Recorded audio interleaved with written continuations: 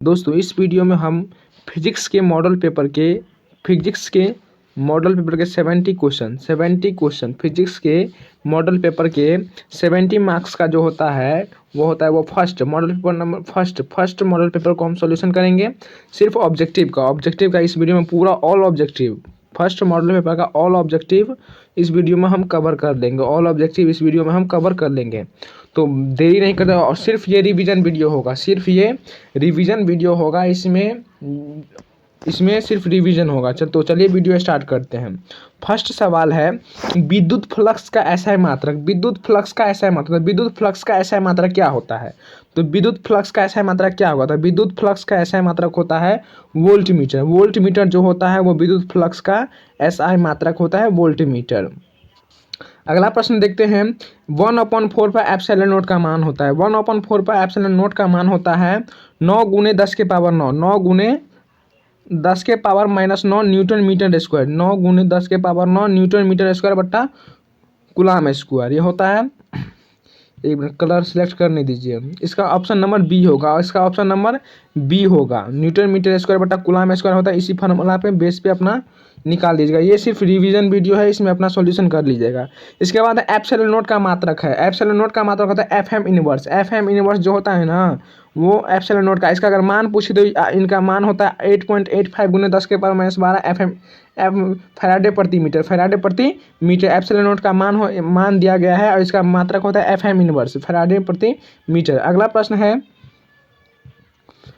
जब किसी वस्तु को आवेशित किया जाता है तो उसका द्रव्यमान बढ़ भी सकता है और घट भी सकता है, दोनों हो सकता है। इसका द्रव्यमान बढ़ भी सकता है, घट भी सकता है। विभव प्रवणता बराबर होता है dV/dx, यानी माइनस में dV/dx। इसके बाद देखते हैं एक स्टेट कूलम बराबर 1/3 × 10⁻⁹ क्या होगा? 1/3 × 10⁻⁹। अगला प्रश्न निम्नलिखित में से संबंध द्रव्यमान ऊर्जा के लिए तो E बराबर mc² होता है। अगला प्रश्न देखते हैं एक परावैद्युत समांतर पट्टिका संधारित्र की पट्टियों के बीच डाल देने पर धारिता का मान बढ़ता है। अगर संधारित्र का सूत्र पूछे तो C बराबर ε0 A/d होता है। अगला प्रश्न देखते हैं विद्युत का सबसे अच्छा चालक होता है चांदी होता है। विद्युत का सबसे अच्छा चालक क्या होगा? चांदी होगा। अगला प्रश्न देखते हैं आदर्श एमीटर का प्रतिरोध होता है 0। अगर सिर्फ एमीटर का पूछे तो बहुत कम होगा, अगर आदर्श एमीटर का पूछे तो 0 होगा। अगला प्रश्न देखते हैं, देखिए एमीटर का प्रतिरोध, एमीटर अभी तो पूछ दिया तो इसका प्रतिरोध क्या होगा? बहुत कम होगा। अगला प्रश्न देखते हैं किलोवाट किसका मात्रक है? किलोवाट जो है वो किसका मात्रक है? किलोवाट जो है किसका मात्रक है? किलोवाट जो है ना वो ऊर्जा का मात्रक है। किलोवाट जो मात्रक है, किलोवाट क्या है? ऊर्जा का मात्रक है। अगर आप स्वस्थ मनुष्य के शरीर का विद्युत परिरोध 50,000 ओम होता है। स्वस्थ मनुष्य के क्या होगा? 50,000 ओम। 50,000 ओम जो होगा ना वो स्वस्थ मनुष्य के लिए विद्युत प्रतिरोध होगा। इसके बाद विद्युत परिपथ की शक्ति होती है विद्युत परिपथ V² होता है।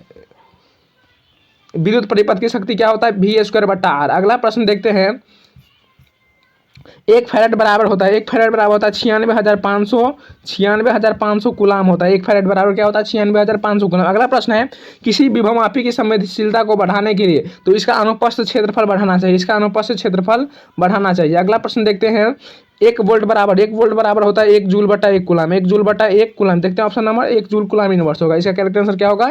1 जूल। कार्बन प्रतिरोध का कलर कोड लाल रंग का BB रोय जी। इसका होता है ट्रिक है BB रोय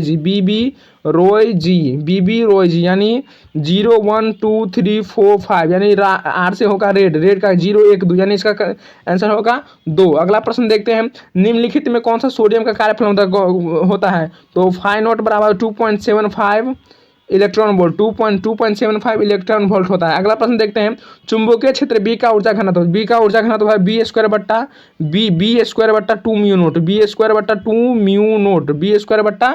म्यू नोट। अगला प्रश्न देखते हैं साइक्लोट्रॉन किस कण को उच्च ऊर्जा तक त्वरित करने के लिए उपयुक्त नहीं है? तो इलेक्ट्रॉन जो है इसका करेक्ट आंसर होगा। इलेक्ट्रॉन इसका करेक्ट आंसर होगा। अगला प्रश्न देखते हैं लॉरेंज बल का परिकलन करने के लिए सूत्र है। तो लॉरेंज बल को परिकलन F/Q/V होगा। इसका करेक्ट आंसर बी होगा। अगला प्रश्न देखते हैं नमन कोण का मान उत्तरी ध्रुव से विषुवत रेखा की ओर जाने पर स्थिर रहता है। उत्तरी ध्रुव से विषुवत रेखा की ओर जाने पर स्थिर रहेगा। क्या रहेगा? स्थिर रहेगा। अगला प्रश्न देख लेते हैं, चुंबक की ज्यामितीय लंबाई Lg तथा चुंबकीय लंबाई Lm में संबंध होता है, तो इसका करेक्ट आंसर होगा Lm बराबर Lg होता है, दोनों बराबर होता है, Lm अपॉन Lg होगा। अगला प्रश्न देखते हैं, एक लौह चुंबकीय पदार्थ की चुंबकशीलता म्यू नोट जो होगा ना वो म्यू नोट 1 से बड़ा होगा, म्यू नोट 1 से बड़ा होगा, म्यू नोट 1 से बड़ा होगा। अगला प्रश्न है, ध्रुव प्रबलता का ऐसा मतलब, तो ध्रुव प्रबलता का ऐसा मतलब एम्पियर मीटर। अगला प्रश्न देखते हैं, निर्वात की चुंबकीय प्रवृत्ति का मान, निर्वात की चुंबकीय प्रवृत्ति का मान होता है 0। अगर विद्युतशीलता का मात्रक पूछे तो 1 के बराबर होगा, 1 के बराबर होगा विद्युतशीलता का।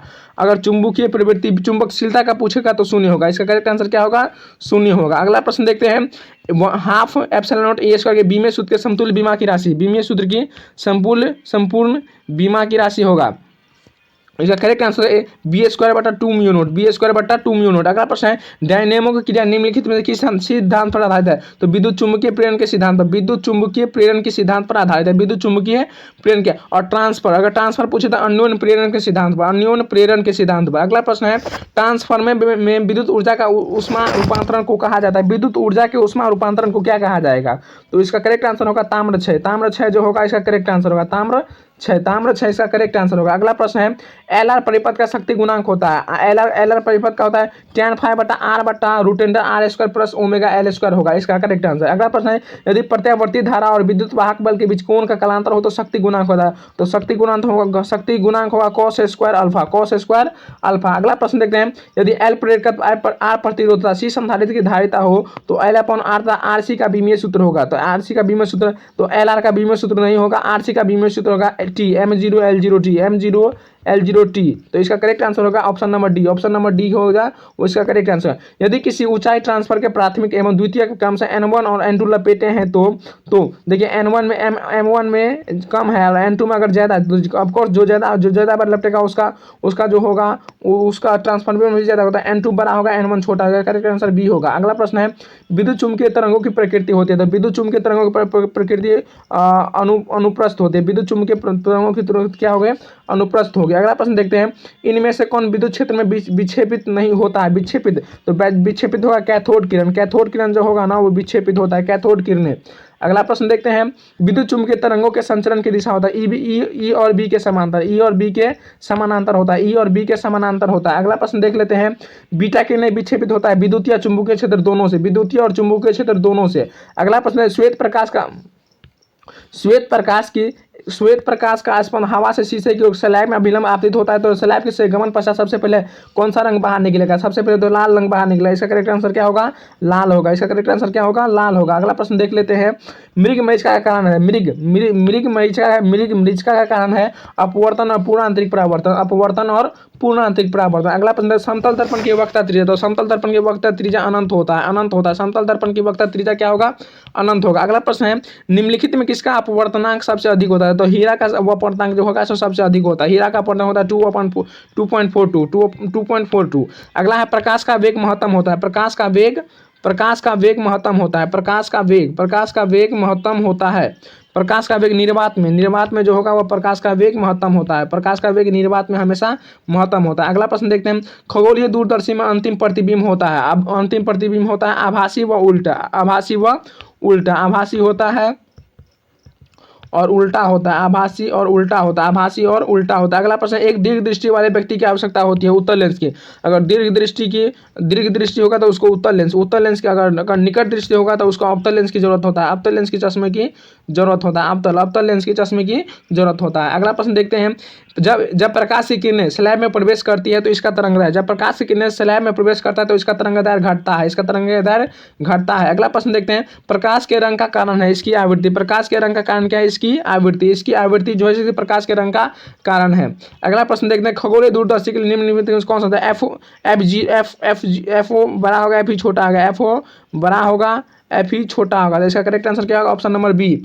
अगला प्रश्न देखते हैं, किसी बिंदुवत स्रोत से परिमित दूरी पर तरंगाग्र होता है तो गोलाकार होता है, क्या होता है, गोलाकार होता है, तरंगाग्र जो होगा उससे गोलाकार होगा। 10वीं संख्या 8 का द्विधारी संख्या, तो 8 का द्विधारी संख्या ये जो है इसका करेक्ट आंसर होगा 1300, नीचे में 2 होगा, ऊपर में 2 नहीं होगा, नीचे में 2 होगा। अगला देख लेते हैं, एक पतले फिल्म के रंग का कारण होता है व्यतिकरण। व्यतिकरण जो होगा इसका करेक्ट आंसर होगा व्यतिकरण, जो होगा इसका करेक्ट आंसर होगा व्यतिकरण। अगला प्रश्न देख रहे हैं, प्रकाशिक पथ बराबर होता है अपवर्तनांक गुने पथ की लंबाई। प्रकाशिक पथ बराबर क्या होता है? अपवर्तनांक गुने पथ की लंबाई। अगला प्रश्न, जिस घटना से प्रकाश तरंगों की प्रकृति निर्विवाद रूप से अनुप्रस्थ सिद्ध होती है वह होता है ध्रुवण। वह होता है क्या? ध्रुवण। वह होता है क्या? ध्रुवण होता है। वह होता है क्या? ध्रुवण होता है। अगला प्रश्न देखते हैं, पूर्ण तरंग दिष्टक आकारक में उपयोग होता है तो दो डायोड। पूर्ण दो डायोड प्रयोग होता है। दो डायोड प्रयोग होता है।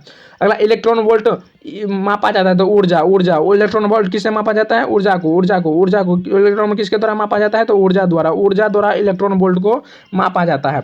अगला प्रश्न, हाइड्रोजन परमाणु में इलेक्ट्रॉन का न्यूनतम कोणीय संवेग होगा तो h/2 जैस होगा जूल प्रति सेकंड, जूल सेकंड। इस अगला प्रश्न है, हाइड्रोजन स्पेक्ट्रम की कौन सी श्रेणी अवरक्त भाग में नहीं पड़ती? अवरक्त भाग में तो लाइमन श्रेणी। रेडियो एक्टिव परमाणु के लिए कौन सा संबंध सही है? अर्धायु 0.693 गुने औसत आयु 0.6931 गुने औसत आयु। वायु के लिए अगला प्रश्न है, वायु के लिए प्रायवैद्युत सामर्थ्य होता है। वायु के लिए प्रायवैद्युत सामर्थ्य होता है 3 × 10⁻⁶ 3 × 10⁻⁶। अगला प्रश्न देखते हैं, सौर ऊर्जा का स्रोत होता है तो नाभिकीय संलयन होगा। सौर ऊर्जा का स्रोत क्या होता है? नाभिकीय संलयन। तो इसका करेक्ट आंसर होगा न्यूक्लियर संलयन, ऑप्शन नंबर बी। जितने समय में किसी रेडियो एक्टिव पदार्थ की राशि अपने प्रारंभिक परिमाण के आधी हो जाती है उसे कहते हैं अर्धायु। उसे क्या बोलेंगे? उसे बोलते हैं अर्धायु। उसे क्या बोलेंगे? अर्धायु बोलते हैं। अगला प्रश्न देखते हैं, यदि ट्रांजिस्टर की धारा नियतांक अल्फा तथा बीटा हो तो अल्फा 1 से छोटा होगा। अल्फा 1 से छोटा होगा और बीटा 1 से बड़ा होगा। बीटा जो होगा सो इसका 1 से बड़ा होगा। तो इसका करेक्ट आंसर क्या होगा? ऑप्शन नंबर बी इसका करेक्ट आंसर होगा। अगला प्रश्न देखते हैं, चित्र में दिखाया गया तर्क यानी लॉजिक गेट निम्न कौन सा लॉजिक गेट है? तो इसका करेक्ट आंसर होगा ऑप्शन नंबर सी। इसे अगला प्रश्न देखते हैं, दार्शनिक संख्या 25 का ऑप्शन नंबर सी होगा। 25 का दार्शनिक संख्या द्विधारी अंकन पद्धति इसका करेक्ट आंसर होगा 111001 नीचे में 2 होगा। अगला प्रश्न देखते हैं, पी प्रकार के चालक में आवेश वाहक होता है। पी प्रकार वीवर जो होगा सो इसका करेक्ट आंसर होगा। अगर एन प्रकार का होता तो इसका करेक्ट आंसर होता है इलेक्ट्रॉन। अगर एन प्रकार बोलता तो इसका करेक्ट आंसर होता है इलेक्ट्रॉन। अगर पी प्रकार है तो इसका आंसर होगा बी, ऑप्शन नंबर बी, वीवर। अगला प्रश्न देखते हैं, फैक्स का होता है फैक्सिमाइल टेलीग्राफी। अगला प्रश्न देखते हैं, आयाम मॉडुलन का सूचकांक का मान। आयाम मॉडुलन का सूचकांक 0 और 1 के बीच होगा। 0 और 1 के बीच होगा। 0 और 1 के बीच होगा। आयाम मॉडुलन 0 और 1 के बीच होगा। अगला प्रश्न देखते हैं, मोबिलिटी के SI मात्रक। तो मोबिलिटी के SI मात्रक एम्पियर मीटर बटा न्यूटन। एम्पियर मीटर बटा न्यूटन। अगला प्रश्न है, टीवी प्रसारण का जिस आवृत्ति प्रास का उपयोग होता है वो होता है 30 से 300 mHz। अगला प्रश्न देखते हैं, नाभिक में न्यूट्रॉनों की संख्या है तो A+Z। नाभिक में न्यूट्रॉनों की संख्या होगा A+Z। तो बस ठीक है, तो बस इसमें हम मॉडल पेपर के जो है ना, इसमें मॉडल पेपर के फर्स्ट मॉडल पेपर का पूरा सॉल्यूशन फर्स्ट का पूरा 70 क्वेश्चन का सॉल्यूशन करवा दिए हैं। इसके नेक्स्ट वीडियो में मॉडल ऑब्जेक्टिव, सिर्फ ऑब्जेक्टिव का, अभी सब्जेक्टिव नहीं करवाएंगे, सिर्फ ऑब्जेक्टिव का सेकंड मॉडल पेपर इसके नेक्स्ट वीडियो में अपलोड करेंगे। अगर आप इसका PDF चाहते हैं, अगर आप तो चैनल के डिस्क्रिप्शन में टेलीग्राम का लिंक होगा, वहाँ आप ज्वाइन कर लीजिए और वहाँ से आप इस PDF को डाउनलोड कीजिए और वहाँ से पढ़िए। ठीक है, धन्यवाद। अगर वीडियो पसंद आया हो तो वीडियो को लाइक कीजिए और चैनल को सब्सक्राइब कीजिए। सब्सक्राइब करने के बाद इस घंटी को दबा दिए ताकि नया वीडियो हमारे पास, ताकि जितना भी मैं नया वीडियो आपके पास तुरंत सबसे पहले पहुंचे। ठीक है, धन्यवाद। मिलते हैं नेक्स्ट वीडियो में।